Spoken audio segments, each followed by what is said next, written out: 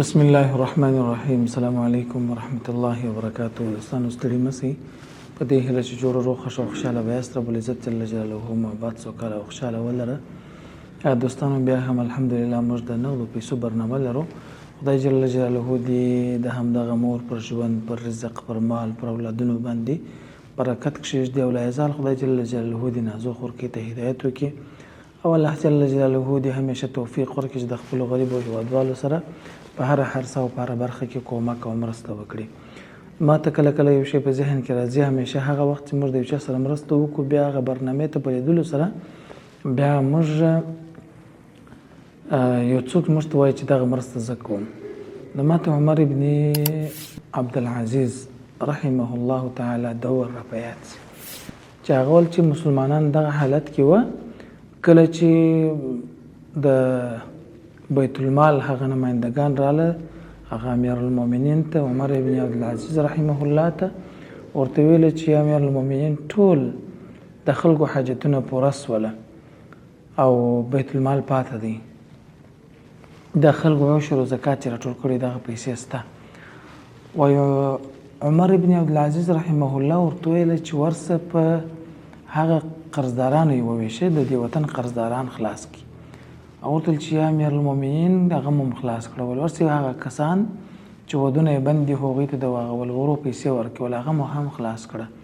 ورسې هغه کسان چې د لې په دې هیواد کې اوسېږي خو هغه ذمي کافران وي، یا لکه اوس چې په نړۍ کې د یو هیواد بل هیواد کې لکه په افغانستان کې خصوصا هندوان دلته اوسېږي، دغسې خلکو ته هم د دوی قرض ورخلاص کول، قرض ورخلاص کړي، ورسې نور کوم حاجتونه دي هغې ورپوره کړي. ورته چې امیر المؤمنین هغه مو ورپوره کړه. ورسې دغه عشر او زکات چې پاتې شوي دا د غرو کې په دغه غرو پر د سرونو باندې یا د غونډیانو پر سرونو باندې وپاشي چې تر څو دغه غنم او دغه غله او داسې راشنه شي او حیوانات یې وخوري، داسې نه چې وخت کافران بیا مسلمانانو ته پیغور ورکړي چې د عمر ابن عبدالعزیز رحمه الله په دور کې حیوانات وژول.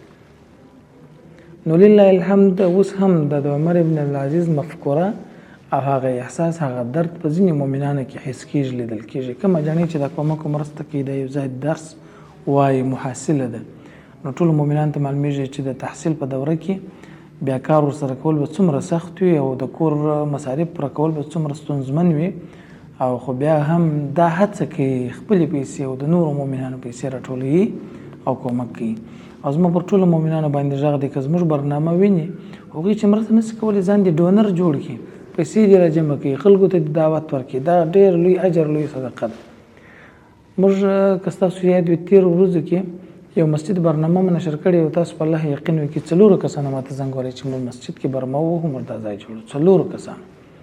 خو ما مخکې هغه د یوې جڼۍ پیسې زما سره پرتې وې امانتاً، هغه ورته چې هغه جڼۍ ویله چې دغه مسجد زما لپاره جوړ کړه، برابر یې کړه، منظم یې کړه. نو دا ټول یو ډېر لوی قوي ایمان، هوډ او عزم دی او رب جل جلاله دې قبول او منظور کړي. نو دغه جڼۍ موږ د یوه کال لپاره صوبت مولوي صاحب سپانسر کړي وو د بې بې حلیمې مور له طریقه. هغه سپانسرشپ ختم سو، پروګرام ختم سو. بیا وروسته موږ ورته ویل که نور وخت موږ سره چا کومک او مرسته وکړي موږ به انشاءالله العزیز کومک او مرسته ورسره کوو. دغه اجاڼۍ یو یادونه په برنامه کې وکړله چې پر مولوي صاحب مرحوم باندې تقریبا پیسې باندې دي 2000 افغانۍ دي، 2000 کالدارې دي، دغه 20,000 کالدارې فکر کوم یادې کړې او 15,000 وې که 10,000 افغانۍ یادې کړې، څو 15,000 دغه افغانۍ یادې کړلې چې دغه پیسې پر مولوي صاحب مرحوم باندې دي. که مولوي صاحب خو وفات شو، رب جل جلاله دې رحم ورباندې وکړي. دا برنامه چې کله همدغه مور ولیدل بیا ویل چې زه غواړم یو څه کومک ورسره وکړم او موږ به هم د همدغه مور څخه تقاضا وکړو چې رزق ورکوونکی او ژوند ورکوونکی الله دې ته به همدغه پیسو باندې فقط دا کار کوي چې د مولوي صاحب غاړې خلاص شي او مولوي صاحب مرحوم الله جل جلاله د خلکو له حقوقو خلاص کړي. رب جل جلاله د شهید په د یو څاڅکي وینې تویولو په وخت کې ټول ګناهونه معاف کړي، مغفرت ورته کړي، خپل حقوق ټول ورته معاف کړي. یوازې او یوازې چې الله جل جلاله د چاته د بنده تر حق یو چاته نشي ورتېرېدلی. هغه په دې خطر باندې چې رب جل جلاله خپل وایي چې دا د بنده حق دی زما نه دی. هغه بنده به خپل حق دغه بل بنده ته بخشي بیا به زه مغفرت ورته کوم. نو د یو بنده حق چې ور بل باندې دا واقعا سخته ده. موږ به د مولوي صاحب روح آرام کو، مولوي صاحب د دغه لوی او دروند مسؤلیت څخه خلاص کو، بیا به د قیامت په ورځ الله جل جلاله موږ او تاسو څه کوي د دغسې سختو مشکلاتو عذابونو له سختیو له سخت حسابه به مو خلاصوي. مورته ښه السلام علیکم، صحت ښه دی؟ دغه میک به درکړمه. ژوند څنګه دی؟ ښه یې شکر دی. خدای چې غم راکړ د جنتو سردار سي. الله دې تاسو ته اجر درکړي. خدای مو به عزت ولره. خدای مو غم راکړ. خدای دې جنتونه په نصیب کړه. اول ستاسو بیا د دی په دواړو جهانو کې په خدای دې د افغانۍ د دغه په دنیا او په آخرت کې یوازې درکړي. موږ یوازې نه لرو، الله دې درکړي. دغه کوچنی هلک دی نو دروغه دغه پرې چې استی عینو مینې پرې چې استی په 100 افغانۍ دا بسته یوه نیمه هفته کېږي چې دی ماته پروت دی، بستر مې کوي دی پروت دی. نن مې در سړکه پرې راوځي په خدای موټروانانو را سره بوتې چې سر راپورته کې باقي وایي، چې سر راپورته کې باقي وایي. پښې مې مړې سي بالا زه نسم تللی چې دغسې م ورسره زاره ترکه یم چې سهار ورسره ودرېدم د ترکه یم ماښام پر ورسره ولاړ. دا بلې مور بیا د پښې هډوکې پر سپینه مځکه راپورته د شوټه راته ناست ومې نه یې ګټه پر ما باندې راټول دي. خدای دې په دنیا په آخرت کې یوازې درکړي. موږ یوازې نه لرو، الله دې درکړي چې موږ سره هر څوک یې کوي په خدای دې ورسره وکړي. خدای دې د جنتو سرداران کړي د سپین قرآن په رئیس. امین. الله دې تاسو ته اجر درکړي. مر خدای پاک مو قدرمن او معزز ولره. تاسو دلته یادونه کړې وه، بیا د ستاسو برنامه یوې جڼۍ لیدلې وه، بیا د تقاضا وه چې زه غواړم د مولوي صاحب پور ادا کړم. خدای دې وزونه په دنیا او په آخرت کې ما جانۍ ته ورکړم چې ته ستا خدای درکړي. امین. ته به هم دغه یو کار د خیر سره کوې، دغه پیسې به مستقیم هغه پور وړو ته ورکوې چې په مولوي صاحب باندې پور باندې دي او مولوي صاحب به د دغه پوره څخه موږ او تاسو خلاصوو. بیا به یو وخت زه به بیا دوستانو ته که موږ زه نه وم په ژوند کې، بیا زموږ د مدرسې پورونه ادا کړي. په ژوند کې خدای دې نه ادا کېږي په دغه کې او زموږ ټیم هم پیسې نه لري، د ټوله اداره پیسې نه لري. موږ هم یعنې تقریبا که درته وایو چې بس دغه مصارف هم په ډېر تکلیف باندې پیدا کوو. یعنې موږ ته امید مه کوئ، بیا تاسو پوره کړئ چې ماشاءالله نن دلته دغه لوړ جګ تعمیر منظم او ښایسته ولاړ دی او مشکلات الحمدلله 90% حل دي.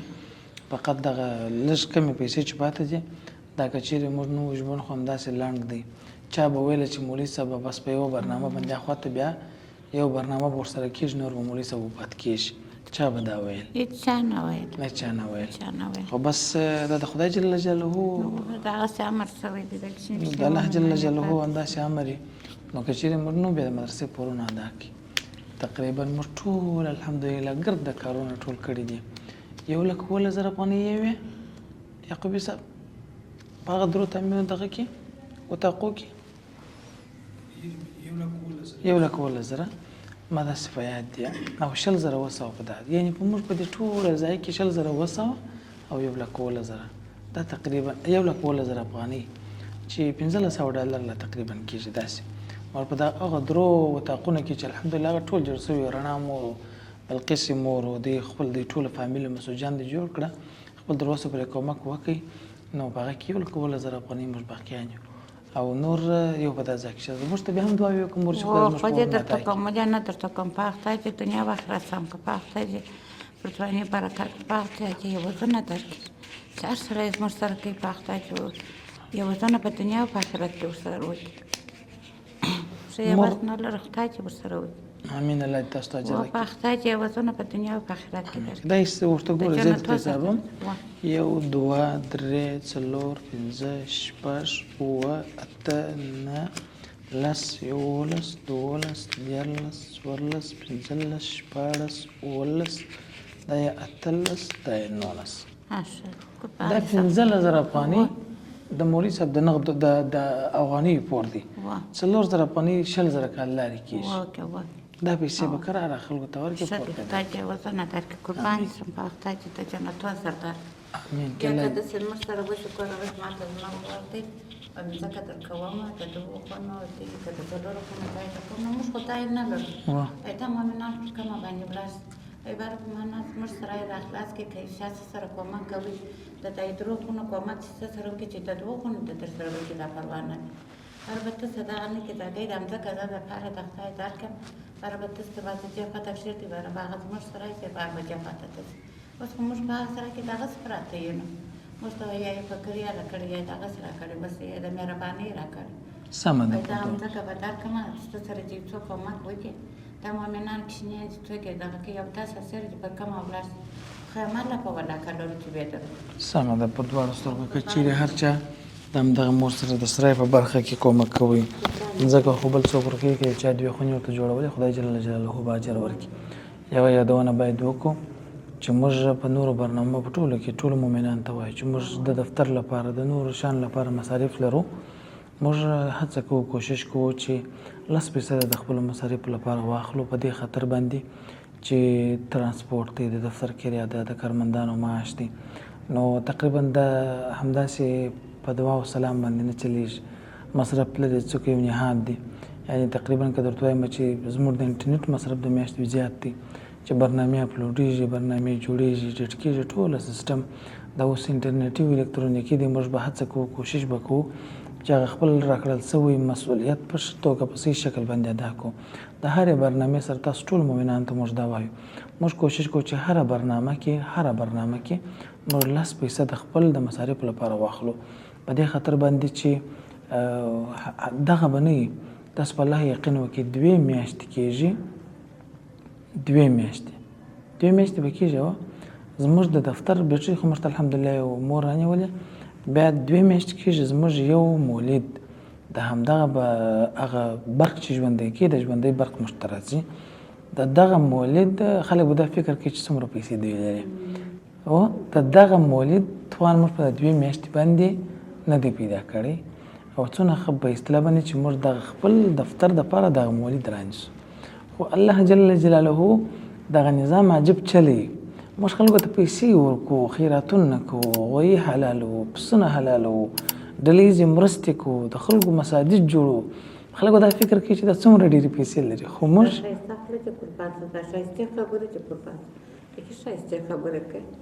بس الله دې تا ته اجر درکړي خلکو دا فکر کوي چې څومره پیسې به دوی لري خو موږ دومره پیسې لرو چې 2 میاشتې کېږي یو خپل موږ څه نه دی کړی دا مولد باندې رانیولې په هر صورت باندې موږ به همیشه کوشش وکړو چې 10% موږ کاټو دا په دې معنا باندې نه چې تاسو موږ برنامه دې خاطر باندې نه و چې تاسو موږ سره د مولد کومک وکړئ نه غواړو ځکه رب جل جلاله هر څه خپله کوي او هدف مو دا دی هدف چې انشاء الله العزیز موږ به د هرې برنامې سره که تاسو خپل د زکات پیسې استوي 10% زموږ مد نظر ونیسي تاسو خپله چې ځکه زکات پر موږ باندې نه کېږي موږ زکات نه اخلو او په دې ځکه کور لرو زکات په هغه چا باندې کېږي چې هغه یعنې د ماښام ډوډۍ چې سهار ډوډۍ وخوري ماښام ډوډۍ ونه لري د ماښام ډوډۍ وخوري سهار ډوډۍ ونه دا خلکو باندې زکات کېږي نو الحمدلله موږ خو لا دروست پرې هغه حالت ته نه یو رسېدلي رب جل جلاله دې مو رسوي هم نه او رب جل جلاله دې موږ نورو خلکو ته نه احتیاجي خو دا د خیر کار دی دا مدرسه چې اوس جوړه ده دا زما نه ده دا مرکز چې دا زما نه دی نن 3-5 ورځې کېږي موږ په امتحانونو باندې مصروف یو حافظان لرو حافظ د الله جل جلاله د قرآن کریم یادونکی یا حافظ پیغمبر علیه الصلاۃ والسلام وایي هر هغه حافظ چې په خپل حفظ په خپل قرآن کریم باندې عمل وکړي 9 نفره یا 12 نفره دغه 14 نفره یا 10 نفره هغه کسان دا مختلف روایتونه دي جنت ته ځان سره بیایي چې دوزخ ورته واجب وي چې دومره ګناهګار وي چې الله جل جلاله دوزخ ورته واجب کړي خو دغه حافظ به په خپل د حفظ په عمل کولو سره دغه کسان جنت ته بیایي نو دا دومره غټ اجر دی دومره دا ټول ثواب ستاسو دی موږ چې دفتر نیولی کرایه کړی موږ دفتر کارمندان ټیم مصروفیت ټول دې لپاره چې خیر کوو نو په همدې اساس باندې پر تاسو ټولو موږ غږ دی چې تاسو آینده ټول مؤمنان موږ بار بار همدا یادونه کړې ده بیا هم وایو په ځینې وختونو کې موږ په اکثرو وختونو کې چې موږ مصارفات ډېر ولرو موږ کله کله دا 10% ګرځو چې دا ټول ته واضح او څرګند معلومي بارک الله فیکم تر بلې برنامې ستاسو درانه چوپړ ته راځو مور دعاګانې کوه سمه ده الله دې تاجر کړي. خدای مو جنت جان کړي. امين. کې نازو خور کې ښه ده د پاک ځای کې هغه ځای کې اواز ورکړي چې وجه واچه مخې بچی شي. امين. کې چې اواز نه لو پاک ځای کې اواز ورکړي. امين. کې نازو خور کې ته دعاګانې کوه چې الله هدایت ورته کې دې فکر کې او ما شو وخت لمونځ کوم چې دا خبر ته غلطه کړې ده. ما چې د خدای نوم چې په خدای د خوشحالۍ که به یعقوب راکړي یوه مځکې ځای راکوي د خدای نوم چې موږ وایي داسې خوشحاله وو چول راسه چول راسه زخمنا دې قرار قرار غېږې لا بدن ټاپې ټاپې وطن ټاپې ټاپې. السلام عليكم ورحمة الله وبركاته.